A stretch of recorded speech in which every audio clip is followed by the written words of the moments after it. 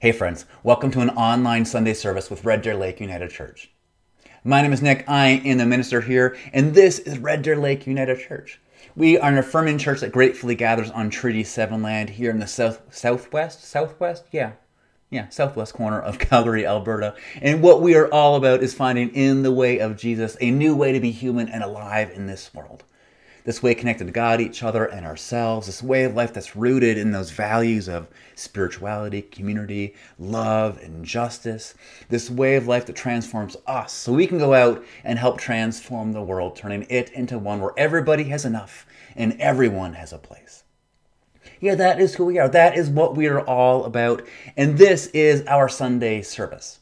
This is a thing that we do each and every week, both online and in person, that helps us find that life, that helps us become those transformed people. It's here we take some time to hear ancient truths and wisdom. It's here we remember that we're not alone. It's here we gather to be seen and heard. It's here we let our spirits catch up with our bodies, that we get challenged and inspired, that we find a chance to just rest and just be. Yeah, all those things we need to do to keep on becoming the kinds of people that Jesus calls us to be. People of life, light, and love. And so whoever you are, however you found us, whatever brought you here today, know this: you're in the right place. This is a good place to be. And that God of love, that mystery underneath it all, that ground of being, that source of life is with us, and is just so thrilled that we can all be here. So thank you for taking the time to do this. As we get going, we invite you to check in, knowing that this is a place where we're all welcome, yeah, even you. So over here in the chat box, if you can find it, and if you even care, check in. Let us know who you are. Let us know how you are doing. We'd love to connect with you on there. But if that's not your jam, if you are busy doing stuff with the kids or washing dishes or just kind of sitting on the couch with your coffee, that's cool too. All we ask is that you be open. All you ask is that you be here and that you make some room to let that Spirit do her thing. That thing of making all things new. And so again, we're so stoked that you are here. Thank you for being with us today. And we're going to begin with this. And so as we head into our time together, as always, my friends, may the peace of Christ be with you.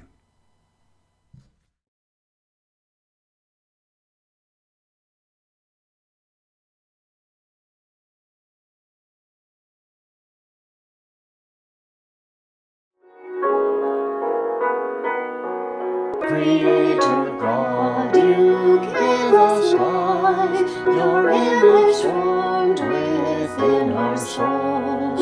Yet through the mist of time and space, we search for that which makes us whole.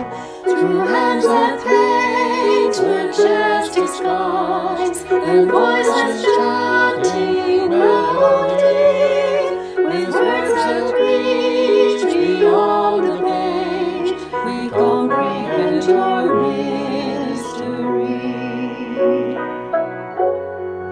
In every flower and every tree, we see your great diversity. Yet greater still, we see your love expressed in our humanity. Through hands that paint majestic skies, and voices chanting melody, with words that reach beyond the page, we comprehend your mystery. When with our hearts, our hands, our minds, we share our gifts with all the world, our spirits soar beyond the veil, to touch the very face of God. Through hands that paint majestic skies, and voices chanting melody, with words that reach beyond the page, we comprehend your mystery.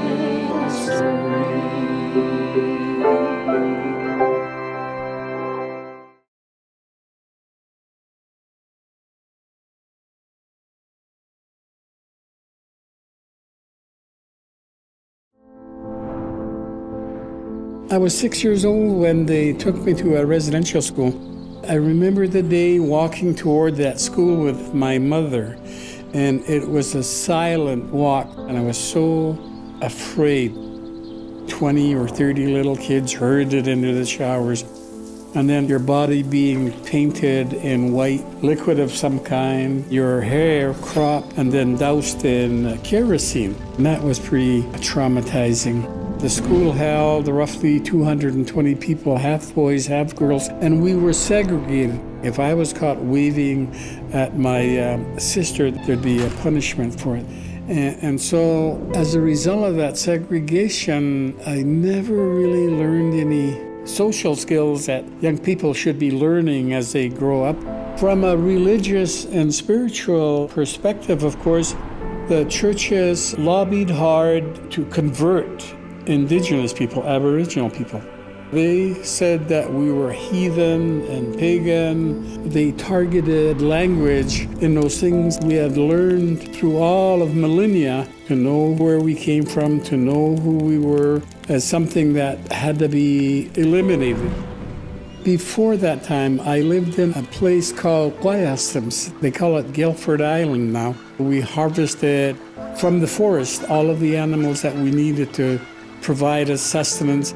And from the ocean in front of us as well, all of the species of whales and mink and fish. And I had a connection to the environment around us. And so after having spent years in those schools, by the time we were ready to leave, most of us were pretty broken. Many of us, including myself, descended into addictions, alcoholism, and violence, and it was pretty difficult.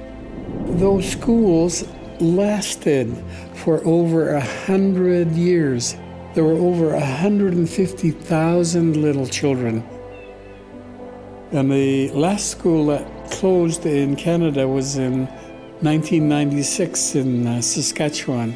There was a history on this land that had been absolutely ignored. Nobody knew about the residential school legacy. Nobody knew about the intent of the Indian Act, the chronic challenges now facing Aboriginals. And we're starting to accept the idea that we have this shared history for which we all are responsible for.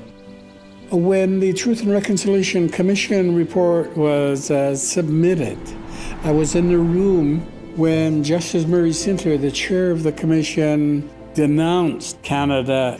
He had just recited a litany of intensive harms against Aboriginal people. And when he said, "Canada, you have committed cultural genocide," there was just a silence in that room, and then all of a sudden it erupted in euphoria.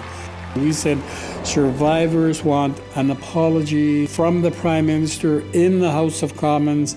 And I was there and I heard the words, "I'm sorry," and then I couldn't see because my eyes were just flowing with tears. I was so happy that somebody had said, "I'm sorry." Canada, by the way, is the only Western country that has had a Truth and Reconciliation Commission. So we're trying to look through a new lens. We and Canadians, we as an Aboriginal, we celebrate each other, everybody cheering each other up as we move toward a more equal, prosperous future for all of us. My name is Chief Robert Joseph, and I believe that Truth and Reconciliation is Canada.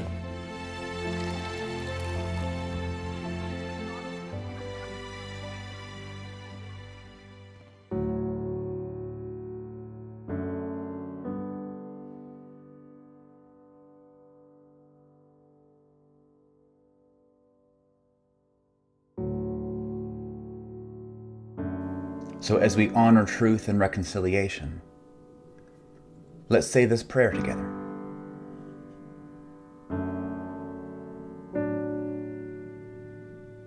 God, as we acknowledge the pain and story of our Indigenous siblings, help us turn away from apathy, indifference, and defensiveness.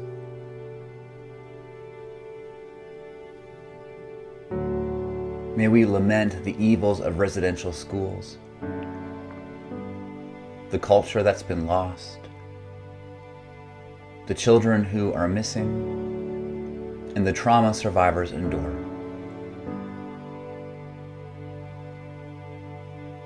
Help us take responsibility for where we are at as a country and as human beings. Empower us to do the faithful work of listening and learning so we can reconcile and heal. Amen.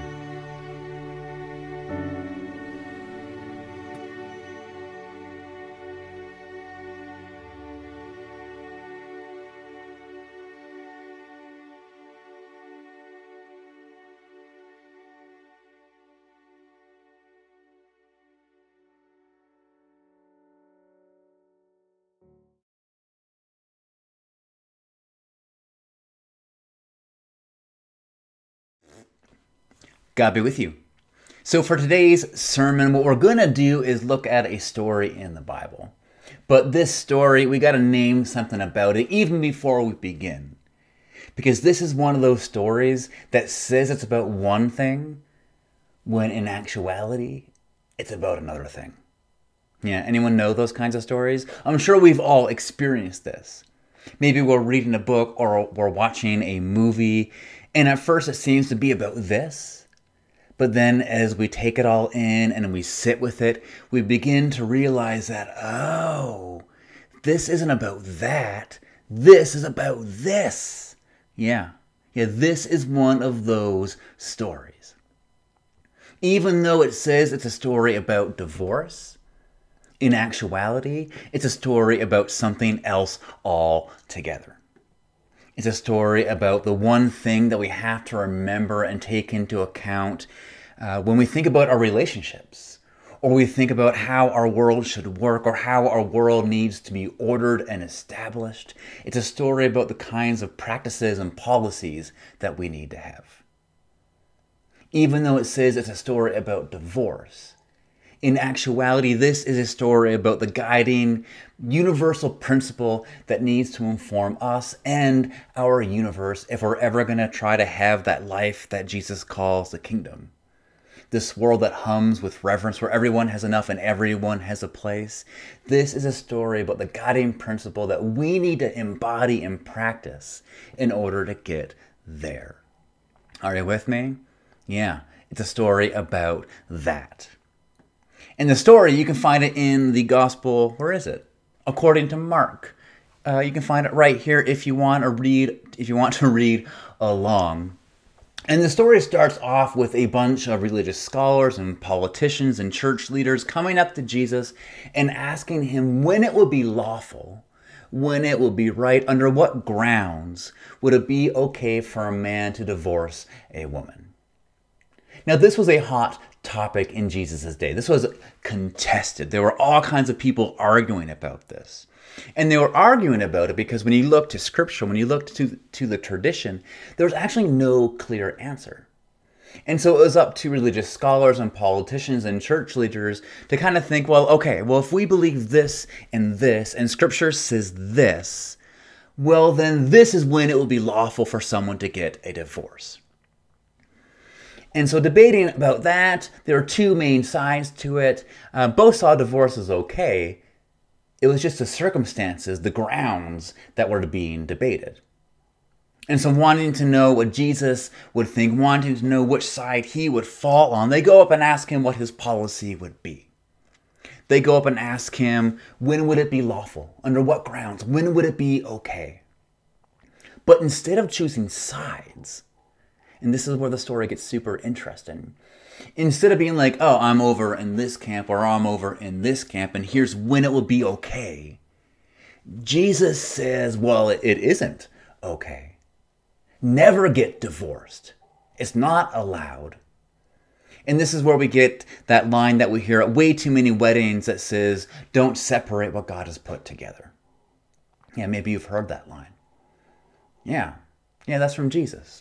It's from when people come up to him asking when it will be okay for divorce. And Jesus essentially says, never. Don't do it. Don't separate what God has put together. Now, this is where we need to pull over a little bit, because this is when we need to remember what we started off saying. That this is a story about one thing that's actually a story about another thing. This isn't actually a story about divorce. This is not a story that we can look to and get a teaching about divorce from. It's about something bigger. It's about something deeper. It's about something more foundational. It's a story about that guiding principle that we need to live by and structure our lives and worlds with. To see it as Jesus' definitive word on divorce would completely miss the point of what he's trying to do. And to see that point, to get at that something deeper, we need to know a little bit about what would happen to a woman if a man divorced her.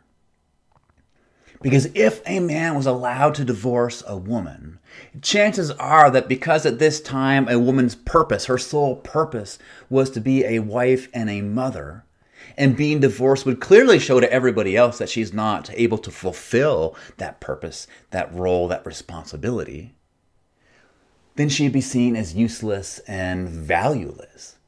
She'd be seen as garbage, as dismissible, as someone not even to be considered looking at.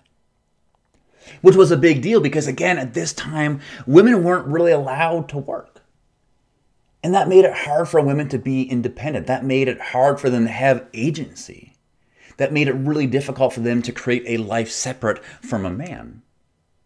And so being divorced forced them to rely on the charity of others. It forced them to beg on the streets, which more often than not led them to being trafficked or led them to being left for dead in the streets. And what we need to know here is that there is a direct correlation between a woman being divorced and a woman being put in harm's way. What we need to see here is that a divorce would put an already vulnerable woman in an even a more vulnerable situation. Are you with me? Because that's huge. This is essential. We can't miss out on that detail. Because it's with this in mind that we can begin to see the elegance, the power, the subversion of just what Jesus is up to here. Because I don't think Jesus is concerned here at all but whether or not divorce is wrong or right. I don't think Jesus particularly cares. I don't think a loving and just God would want us to stay in unhealthy, not going anywhere, dead, it's run its course, or abusive relationships. I don't think that is an option. I don't think that this is a story that teaches we can't get divorced. I think this is a story that is concerned with something else altogether. It's a story that's concerned about whether or not that practice and policy around divorce hurts people. I think it's a story that's concerned with whether or not divorce cuts people off from community, whether or not it stigmatizes and shames, whether or not it puts people in harm's way. I think that's what Jesus is concerned with here. He's not concerned about divorce itself. He's concerned about where that policy and where that practices leads. He's concerned about its impact. He's concerned about that because of that guiding principle that he embodies, that principle that he teaches again and again and again, this principle that he invites us to practice and embody. This principle that leads us into that life and world that hums with reverence. And it's a principle that our tradition calls loving kindness. But you can call it empathy, you can call it compassion, you can call it justice or mercy, or just flat out love. But what it is this principle of always doing the least amount of harm possible, especially to the least of these. It's a principle that is devoted to doing the least amount of harm possible, especially to the most vulnerable, especially to the powerless, the voiceless, the marginalized, those who can't speak up or fight for themselves. And it's that guiding principle of loving kindness that this story is actually truly about. And I think that's why Jesus answers the question the way he did. He saw the women in the streets. He knows the cost of divorce. He's seen the impact it had. And so seeing where divorce has led, he's flipped the script. He's kind of gone nuclear. He said, if this is the cost, if that's where it leads, it just shouldn't be allowed. If that's where your policy goes, you need a new policy. If that's the result, the answer is no. Never get divorced. It just shouldn't happen. Yeah, I think that's what is actually going on here. This isn't a story about divorce. Not at all. Rather, it's a story about that guiding principle that we need to remember whenever we come up with our practices or our policies that are meant to govern our life, our world, our relationships, whatever it would be. It's a story about loving kindness. It's about this principle which gets us to ask with everything that we do, what's the loving thing to do here? Will this lead to more life? What is the cost of this? Will this benefit the least of these? Will this add the least amount of harm possible into this world? Yeah, those are the questions that this story makes us ask. Those are the questions that we're left with. And as Jesus shows here, these are the questions that we have to deal with. We have to ask because these questions take us into that guiding principle, and it's that guiding principle of loving kindness that takes us into a life in a world that hums with reverence. That life in a world where everybody has enough and everyone has a place, where we are full of peace and joy, where we feel whole, where we experience life as it's meant to be. Yeah, that's where these questions will take us. And so if one of those stuck with you, if one of those was a little sticky, if one of those kind of, like I don't like that one, yeah, that's your cue to stick with that one. And as you ask it, and as you rumble with wherever it takes you, remember that the rumbling is good.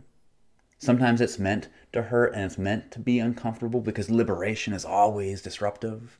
And transformation is always going to hurt and it's always going to take some sweat, but it's always going to be worth it. Yeah. So which question are you going to rumble with this week? How can you be a person of loving kindness? How can that guiding principle shape your life and your world? And so as you enter into those conversations, as always, my friends, may grace and peace be with you.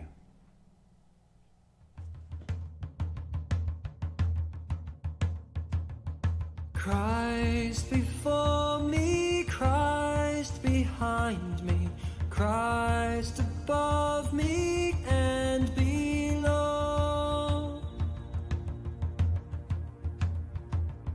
Christ beside me, Christ within me, Christ around me where'er I go.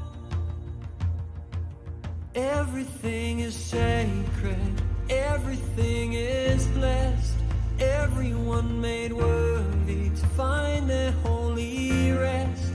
Everyone belongs here, everyone is loved, every life that's failing, grace will lift above. Christ before us, Christ behind us, Christ above us and below.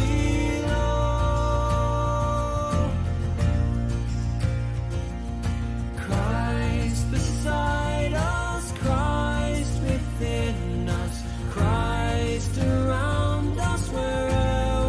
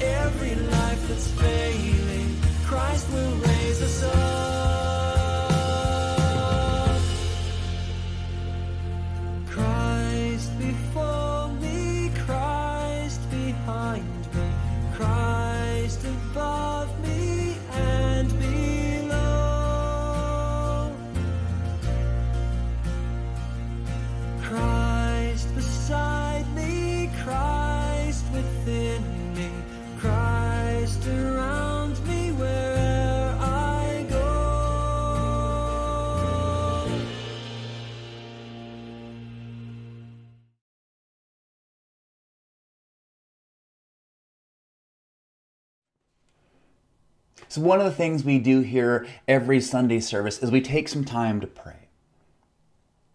But here in our faith community, we believe that can look all kinds of ways. It can look like singing, it can look like music, it can look like silence, it can look like art.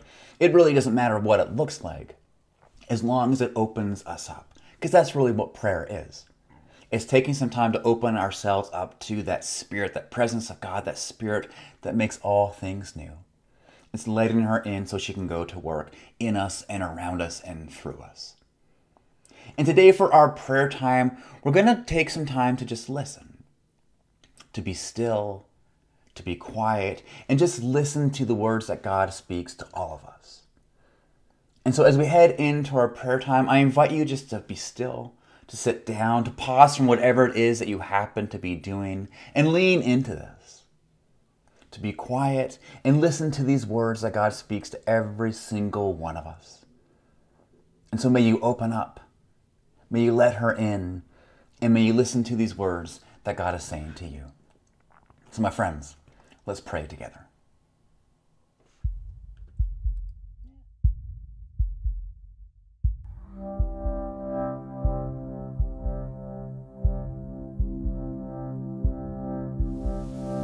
Come close, love. There's something that I want to take a look at together. Are you in a place where you can hear me? Because I want you to really soak in what I have to say. I come offering transformation. I come full of love. And I so deeply want you to experience for yourself what is so often only talked about or imagined. My full presence to all things. My part in your being and your part in my being. I want to clean you up, cut off what no longer serves you, and show you how deeply and truly everything is enjoined to me. What's yours to do is going to sound simplistic, but it's hard. Trust me, I know. People tend to get in their own way when it comes to connection. So what I am asking you is to open, to show me where it hurts. Because right there is where I come in. I am meeting you sore to sore, wound to wound, to nourish you by the intimacy of my own blood, and guide you into the mystery and miracle of my deep healing way. I want to bring you closer into me. I want you to experience me and my love firsthand, source to soul. I want you to know that you are soaked in me. You are within my love everywhere, always, and my love is never exhausted. So share the spirit of it freely. Give without worry or desperation. Let love move among you, soul to soul. My heart is set on you. I am here, active and present. I am yours and you are mine. I will never leave you. So trust, remain, rest assured. Be still and know. You are within my love, everywhere, always, source to soul, and my love is never exhausted.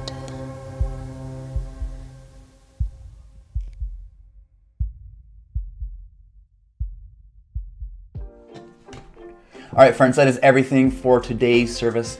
Thank you so much for being here. We appreciate that you took the time out of your day to do this with us. Our hope and our prayer, as always, is that you leave here a bit different, a bit more alive than when you came in, maybe a bit more rested, a bit more grounded, maybe with a question that can pull you deeper into life, maybe just feeling grateful to be in community. But whatever it is, we do hope you leave here a bit more full of hope, joy, peace, and love than when you came in. Before you take off to whatever is next, a few things to pass your way. If you're looking for a chance to be amongst community, if you're looking for a chance to dive deeper into some of the stuff that we talked about today, in the description below there is a link that will take you to a Zoom call. Go click that now. In a couple of minutes, we're going to open that up, and it's a chance for us to ask some questions about today's service, to share about where the Spirit might have taken us, to see what stuck with us, and to just be in community and see some people and connect with some people. So if you're looking for that, click on the link below. If you like what we're doing, if you are picking up what we're putting down, if you believe in justice and community and spirituality, if you think the world needs more meaning and purpose, hope and connection, I'd love for you to consider donating to our church community. There is another link below. It'll take you to our donations page on the website, and there are all kinds of ways that you can give. You can buy gift cards, you can do a one-off donation, you can set up recurring donations, and it all goes to support our work of fostering community, meaning, and connection in our world. And we'd be so, so grateful if you would donate to us. It all adds up, it all matters, and we are grateful for all the ways that people give back to our community. So go please click on that link. That will take you to our website. And come back next week. Next week, we are having a Thanksgiving service, and it's all going to be online. There is no in-person service next week. Instead, we're all going to gather right here on YouTube, 10 o'clock on Sunday, for a service about gratitude and generosity. And it's going to be such an amazing time to be with you all there. So we'll see you next week for that. But for now, my friends, may you go in peace. May you go in love. May you go and do it loudly. We love you. We miss you. We'll see you again soon. Bye-bye.